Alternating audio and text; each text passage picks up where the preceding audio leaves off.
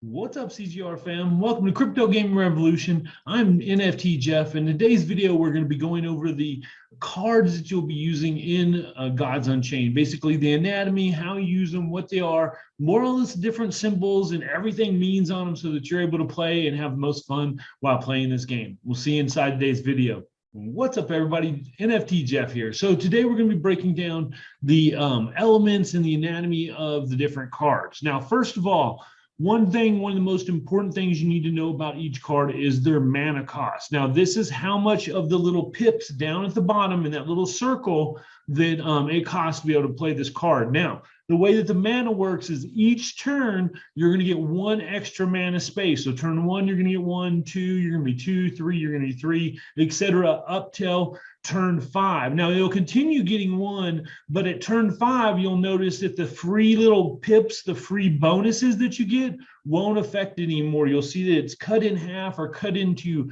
different segments, and you'll need multiple pips to be able to get a whole mana past level 5. So that's something you always want to look at what the mana is. The next thing you always want to look at is what the strength is. Now, this is also known as the attack of the card, or how much damage it can do. And this will be both direct damage, or some cards, they may be able to deliver their attack. Damage can be targeted to a certain creature. It really depends on the text in here. Now, this text, we'll jump to health first. Health is the second, or the third number you need to know on here. First is the mana cost, second is the strength, third is the health. Now, this is how much damage this creature can take. It can take up to 3 strength damage or attack damage before it dies. So if it was going against another creature, if this creature is fighting itself, it would actually not die. It would take 2 damage, it'd go down to 1, and then at the end of the turn, it actually regenerates its health, or when it gets back to you, it'll regenerate its health.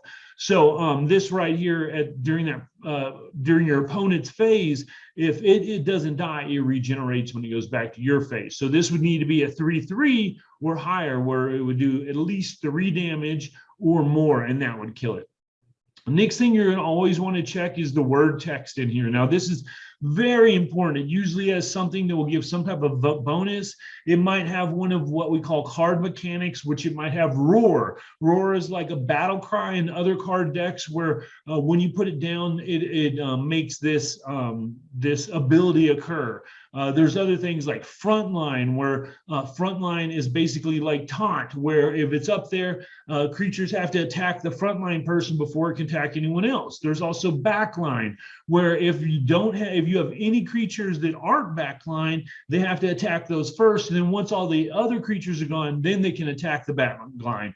There's twin strike, which allows for you to strike twice, but you can't strike the god. The easiest way to do this is, if you don't know what it is, you can hover over the card, and then to the side right here, it'll give you a definition of whatever the word mechanic is. So rather than spending the next 15 minutes going through every word mechanic they have for all the cards, just know that if you hover over the text right here and it has a word mechanic like roar, off to the side, it will give you the definition of roar. Now, the next thing you need to know is your tribe, where this one is an Olympian. For instance, one of the ones that I like to play is the Nether. I'm playing a death deck right now, which has a lot of zombies. And because of this, the tribes a lot of times will have synergies. Like, for instance, if you're playing an Amazon deck, there are certain cards that give buffs or enhancements to the strength or the attack, or you might make it, if you have 1, now you'll get 2 or something. So these are tribes, and a lot of times when you're building decks, you want to think about the synergy of your actual tribe and keep one that are like, for instance, this is an Olympian, and like I was saying, I have a lot of Nether cards, so I'll play cards that at the end, it will give a +2 bonus to all Nether. So the more Nether creatures I have in my deck, the more advantage the more I can use those advantages. So always think about your tribes when you're also getting into cards. The one other thing you want to think about is your domain. Now, if it is just gray, it means it's a common card that can be used by everyone. It's not common, it's neutral. I apologize. It's a neutral card that can be used for everyone. Now, if it is one of these, the war, the light, nature, death, or magic, these can only be used by their corresponding god. So for instance, the nature god can only use the nature spells. I like to play a lot of death magic lately, so only the death god can use the death spells. They can't overlap right now. Maybe in the future they might have multi-class cards, but right now, certain gods can only play certain cards. The next thing you're going to look at is the set. That's going to be in the upper top right here. Now, the core set, this is the base set that's about to get the refresh. It's going to be changing here on March 7th. The update's going to be put out, and they're going to be adding, I believe it's 70 new cards to the deck. I'll have to double check that stat, but they're adding a whole bunch of new cards, and they're changing and upgrading some of the cards. So this core set is just about to change. There's also the welcome set. This is what you get when you join. It's a free card deck that you get, or some free cards that you get here. And then there's the Genesis sets, the promo set, Mythic, Aetherbot, Trial of Gods, which is the one they just went through, and then Divine Order is the set that they're on currently. Now, these cards are all legal within the constructed, can be played in a constructed deck.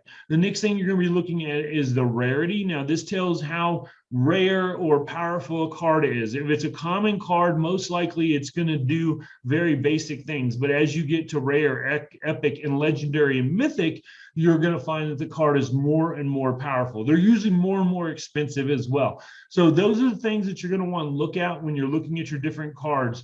What is the mana cost? How does it fit in your curve? A lot of times people will see all these cards and they'll think, oh, this is so cool, it's so cool. But the problem is it's a high mana cost. And if you have too many high mana costs, by the time you get around to playing them, your opponent's either overwhelmed the board or playing it's not going to matter, or you're dead, you know? So either way, you want to think of what's called your mana curve, and you want to have a fair amount at the beginning and then fewer at the end. A lot of the heavier cards with a higher mana cost, you're only going to maybe want one or two. We can only have two of something max in your deck, but sometimes you're only going to want one, just because you never want to have two of those stuck in your hand, especially a 7-drop or anything above that. Right now, one of the things I've noticed playing this game is that a lot of times we don't get to the 6 or 7 drops. So 7 drops and above, you really want to keep them limited, make sure they're powerful. Have some of those early, you know, like maybe 4 1 drops. It really depends on what your deck is. If it's aggro, if it's